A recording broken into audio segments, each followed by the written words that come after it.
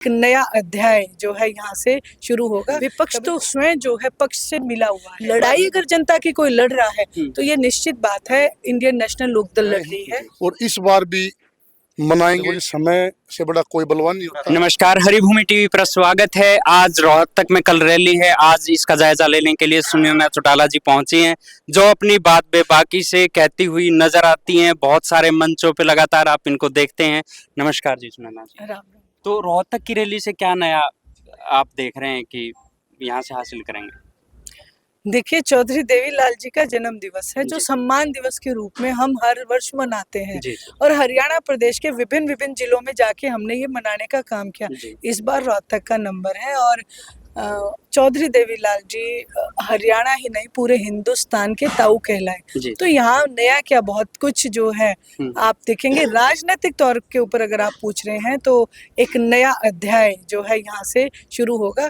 कभी चौधरी देवीलाल जी ने अपना राजनीतिक अध्याय यहाँ से शुरू किया था, अब दोबारा से फिर हरियाणा प्रदेश का एक नया अध्याय लिखा जाएगा। विपक्षी पार्टियां जो हैं हरियाणा की, वो ये कहती हुई नजर आती है कि सरकार की तरफ ज्यादा ध्यान नहीं है, विपक्ष आपस में लड़ने लग रहा है। उसके बारे में आप क्या कहेंगे? देखिए, बिल्कुल ये आपने सही बात कही है। विपक्ष आपस में नहीं, जो विपक्ष मेन भूमिका है कांग्रेस पार्टी। विपक्ष तो स्वयं जो है पक्ष से मिला हुआ है, भारतीय जनता पार्टी से मिला हुआ है। लड़ाई अगर जनता की कोई लड़ रहा है तो ये निश्चित बात है इंडियन नेशनल लोकदल लड़ रही है। चाहे वो पानी का मुद्दा हो, चाहे वो बिजली के रेट बढ़ाने का मुद्दा हो, चाहे कोई भी मुद्दा हो, उसकी लड़ाई जो है इंडियन नेशनल लोकदल लड़ रहा है। इसलिए आज स्वयं मुख्यमंत्री भी इस बात को कहते नजर आ रहे हैं कि मेन विपक्ष की भूमिका में इंडियन नेशनल लोकदल है और जो मेन है विपक्ष वो तो अभी तक नेता प्रतिपक्ष भी नहीं बना पाया। ये जाहिर है बात कि वो लोग मिलके ही फ्रेंडली मैच खेलते हैं और लोगों को बेवकूफ बनाने का काम करते हैं। अब की बार हम देख रहे हैं कि नई सी एनर्जी इनेलो में एकदम से बूम पे आई है, तो इसका ये बूम कैसे एकदम से? देखिए, एनर्जी की जहाँ तक आपने बात की तो इंडियन नेशनल लोकदल कार्यकर्ता वो मादा रखता है जो मैं हमेशा कहती हूँ, वो तो रेगिस्तान में भी हरा कर सकता है। तो ये तो हरियाणा प्रदेश है, हरा भरा है, इसको और रंगने में उन्हें टाइम नहीं लगेगा। अब मैं आपको सही बात बताऊं, मैं जहाँ पे भी जाती हूँ मुझे क्या कहते हैं, बेटी मंडासा मार लिया। ये मंडासा 2029 तक ना खोलते जब तक अभय सिंह चौटाला को सीएम ना बना ले। तो ये आम भाषा में जो उन्होंने मुझे बात कही, तो इसलिए आपको भी ये महसूस हो रहा है। अच्छी बात है, आपको भी महसूस हुआ क्योंकि आप पत्रकार हैं, चौथा स्तंभ है और उनको जब इस बात का महसूस हो, हम अपने आप में फक्र महसूस करते। कार्यकर्ता जो है हमारा सजग था, सजग है और हमेशा हमारे लिए सजग रहेगा। आप लगातार इस रैली के लिए रोहतक के आसपास लगातार हरियाणा में घूम रहे हैं, तो क्या नए सवाल जनता के आपको लगता है कि वो ज्यादा सजग होकर पूछ रहे हैं? देखिए, जो जहाँ तक आपने कहा इस एरिया का, तो मुझे सोनीपत का प्रभारी जो है लगाया गया और महिला प्रदेश प्रभारी होने के नाते मैं हमारे तनुजा है कुरुक्षेत्र से, ये प्रदेश अध्यक्ष हैं, इनके साथ जाके पूरे हरियाणा में हमने महिलाओं से बातचीत की मिली।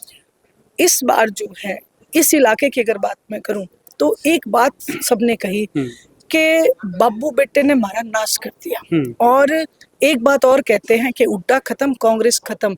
और बीजेपी को तो हम पहले ही देख लेते अगर ये मिलते ना तो। इस बार उन्होंने एक बात कही है कि हम निडर को लीडर मानते हैं और निडर के साथ हम खड़े होंगे। तो उसमें उनको स्वरूप जो नजर आता है केवल अभय सिंह जी चौटाला ही नजर आता है। बहुत बहुत शुक्रिया।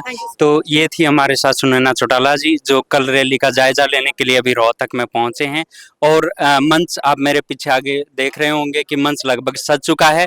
कल यहाँ एक रैली है और नौजवान पूरे अपने जोश में हैं। कल रोहतक में रैली होने वाली है, मंच सजना तैयार हो चुका है और तैयारियां इस पे जोरों पर है। आज हमारे साथ है मनजीत कनेली जी, जिन्होंने अपना दमखम दिखाया है इस रैली से जो कल होने वाली है। नमस्कार जी मनजीत जी। राम राम जी सभी प्रदेशवासियों को राम राम।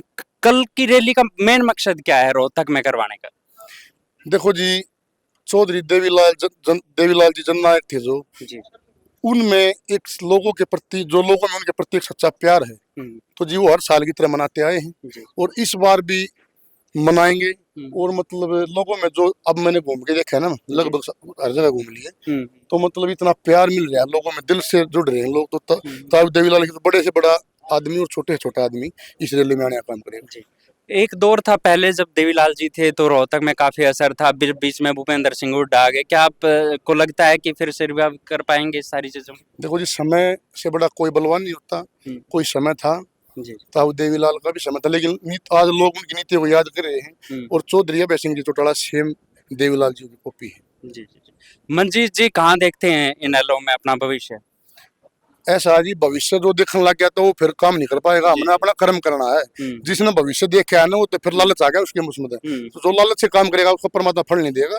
भविष्य में देखो, अपना कर्म करो तो फल तो आप देगा परमात्मा। मेन मकसद वही है कि रोहतक चुनना विशेष क्यों है अब की बार सम्मान दिवस के लिए? यार रोहतक हरियाणा में नहीं है क्या? नहीं, वो तो है ही हरियाणा में, लेकिन एक लंबा दौर रहा जो कटा रहा है। यार रोहतक में बताओ, यार हरियाणा में कहीं भी कर सकते हैं। हरियाणा ये भी यार, और कोई सी पार्टी कहीं रैली जाकर करेगी तो वो ये कह देंगे क्या क्यों कर रही है? हरियाणा कहीं भी करो यार, जहाँ जनता है, जहाँ बोल रही है, जनता प्यार कर दे रही है भाई रोहतक में, तो कोई ना कोई कही होगी जनता ने प्यार दिया, वो पूरे हरियाणा वासियों ने भाई रोहतक से रैली करो। मेन कौन कौन आ रहे हैं रोहतक में कल? ऐसा है जी, देश का बड़े से बड़ा नेता जी जी और छोटे से छोटा आदमी जी सब इस रैली का काम करेंगे। जी। तो ये थे हमारे साथ मंजीत कनेली जी, जो बता रहे हैं कि कल रैली बहुत बड़ी होने वाली है और पूरा हरियाणा यहाँ रोहतक में आके जुटेगा। तैयारियां इसकी जोरों शोरों पर है और हम लगातार इसकी कवरेज जारी रखेंगे। तो बहुत बहुत शुक्रिया मंजीत। राम राम जी।